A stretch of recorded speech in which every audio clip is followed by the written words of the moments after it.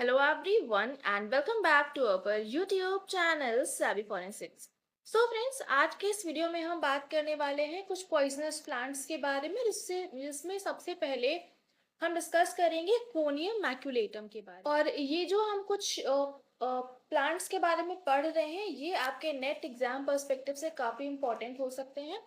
तो थोड़ा सा इन चीज़ों पर फोकस करते हुए चलिएगा। और आपको पता भी है कि जो टॉक्सिको वाला पोर्शन है वहां से काफ़ी सारे क्वेश्चंस आपको देखने को मिलते हैं।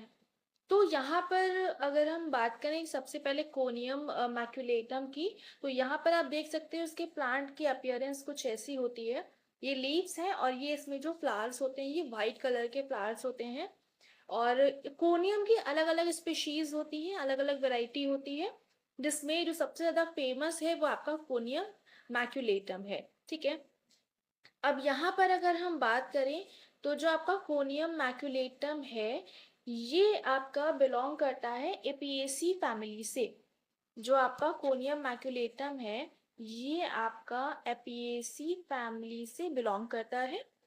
अब यहाँ पर इसकी फैमिली पता होना जरूरी नहीं है, बट ये किस तरह का पॉइजन है ये आपको पता होना चाहिए। तो कोनियम मैक्युलेटम एक तरह का न्यूरोटॉक्सिक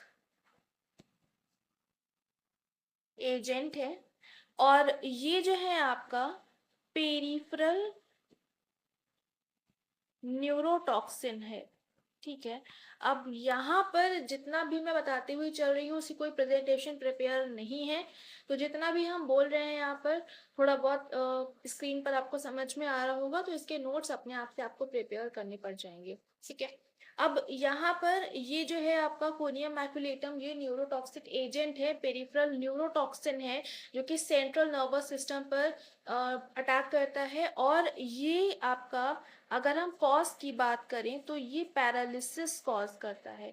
ठीक है, अब ये जो है स्पेशली जो आपके मोटर नर्व के टर्मिनल्स हैं उनकी एंड प्लेट्स पर अपना कह सकते हैं कि जो इसके सिम्टम्स होते हैं वो वहाँ पर डायरेक्टली वहाँ पर अटैक करता है।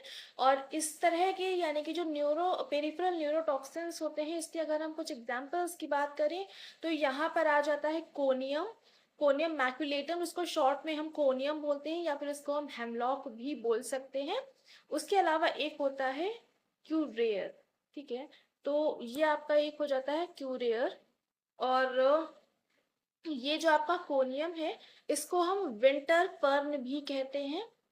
जो आपका कोनियम है इसको हम, एक सेकेंड, हाँ, इसको हम विंटर फर्न कहते हैं, इसको हम हेमलॉक भी कहते हैं। और इसमें जो प्राइमरी टॉक्सिन अवेलेबल होता है वो होता है कोनीन।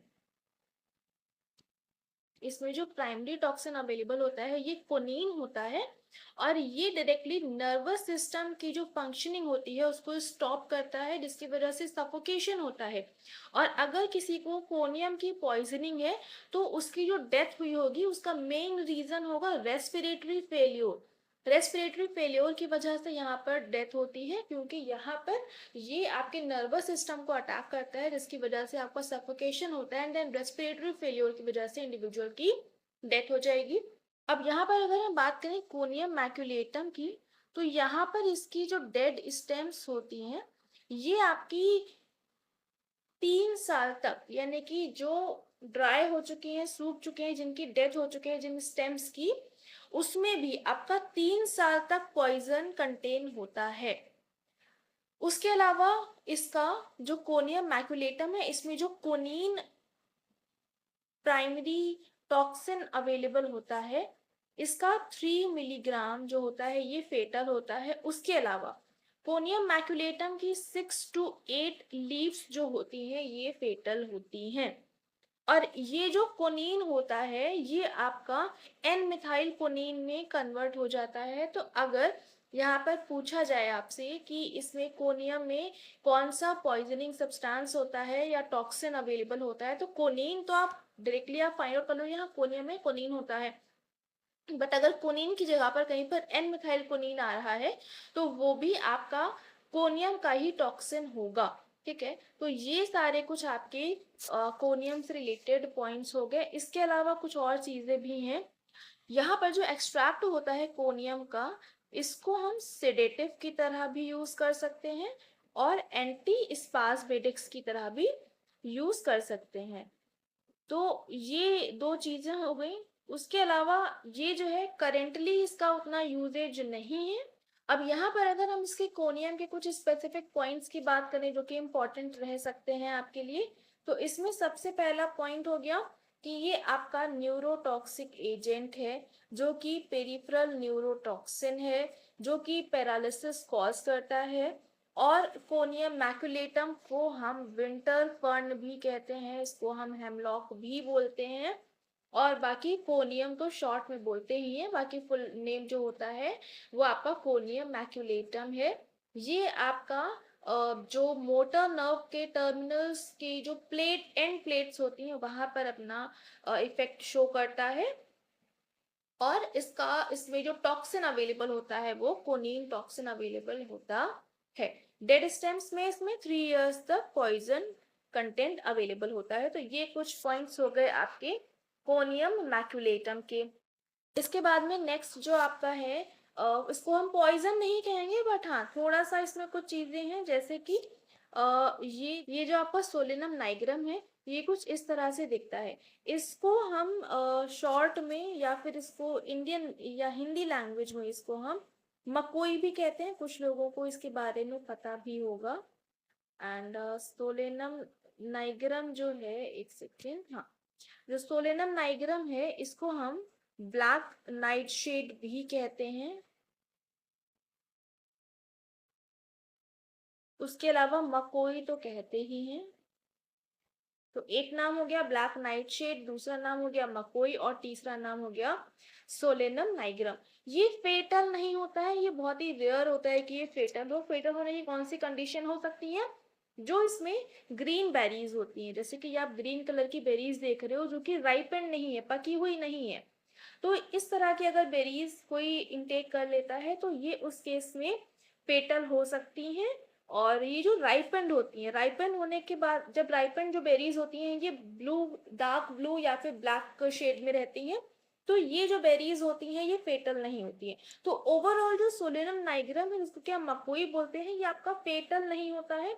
बट हाँ, कुछ अगर एनिमल्स ने या किसी ने इसकी ग्रीन जो बेरीज होती हैं जो राइपेंड नहीं होती हैं उनका अगर इनटेक कर लिया, तो उस केस में ये आपकी फेटल हो सकता है, इसको कि हम इनमेच्योर ग्रीन बेरीज बोलते हैं, उनका इंटेक करने पर ये फेटल हो सकता है। ठीक है, तो इसमें इतना कुछ इंपॉर्टेंट ज्यादा नहीं था। अब नेक्स्ट हम बात कर लेते हैं अगले पॉइजन की।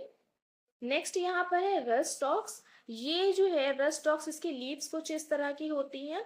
रस्टॉक्स जो है इसको हम इसके कई सारे नेम होते हैं अलग अलग। इसमें नेम में क्या है, इसको हम रस टॉक्सिकोडेंड्रॉन भी कहते हैं, इसको हम टॉक्सिकोडेंड्रॉन प्यूबेसेंस भी कहते हैं, इसको हम टॉक्सिकोडेंड्रॉन वेडिकन्स भी कहते हैं, इसको हम पॉइजन आईवी भी कहते हैं।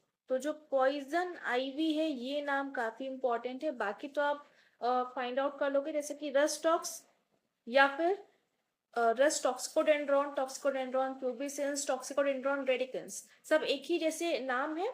बट जो पॉइजन आईवी है ये थोड़ा सा कॉमन नेम है, मतलब इसका कॉमन नेम है रस्टॉक्स का, तो ये नाम थोड़ा सा आप याद रख लीजिएगा। ये जो पॉइजन आईवी है या फिर जो रस्टॉक्स है, ये एक तरह का होम्योपैथिक रेमेडी है। होम्योपैथिक जो मेडिसिन होती हैं उसमें इसका यूज करा जाता है एज एंटी इंफ्लेमेटरी।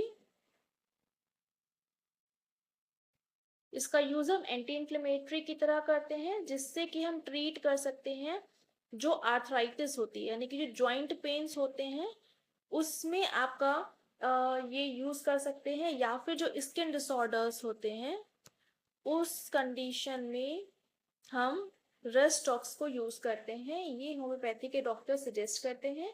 एंड इसमें ये ऐसा नहीं है कि अगर आपको आर्थराइटिस या फिर स्किन डिसऑर्डर की कोई भी दिक्कत हो रही है तो आप डायरेक्टली इंटेक कर लो, नहीं, ऐसा नहीं होता है। जब आपको कोई डॉक्टर सजेस्ट करेगा तभी आपको इसका इंटेक करना है। बट हाँ, मैं बता रही हूँ कि एक जनरल कंडीशंस में इसका हम यूज करते हैं, बट ऐसे नहीं लेना है कि आपको ले ही लेना है, ठीक है। तो poison ivy rhus tox anti inflammatory होता है, जो कि आपका आर्थराइटिस या स्किन डिसऑर्डर्स के केसेस में यूज किया जाता है।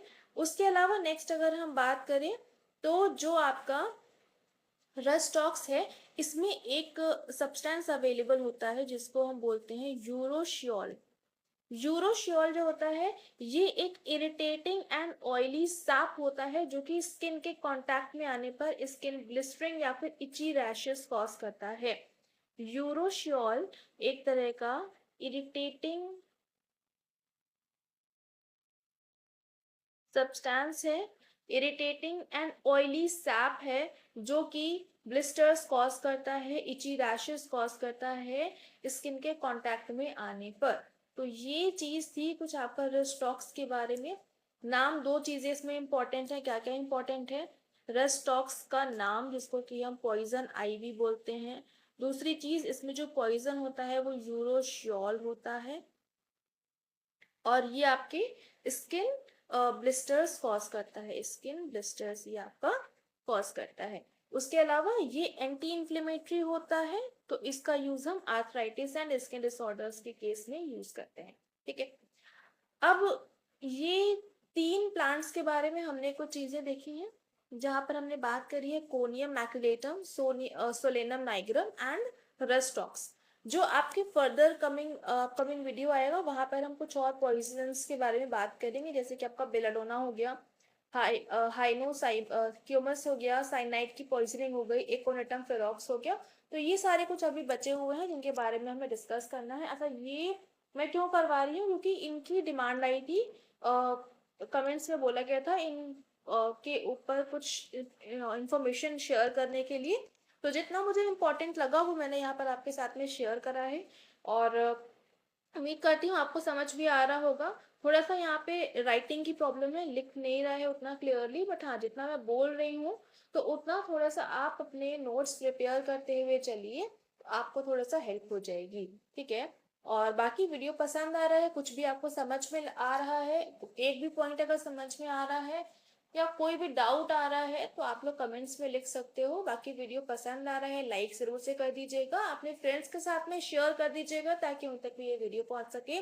चैनल पर पहली बार आ रहे हैं तो सब्सक्राइब जरूर से कर लेंगे, बेल आइकन प्रेस कर लेंगे for daily updates, and thank you so much for joining me here.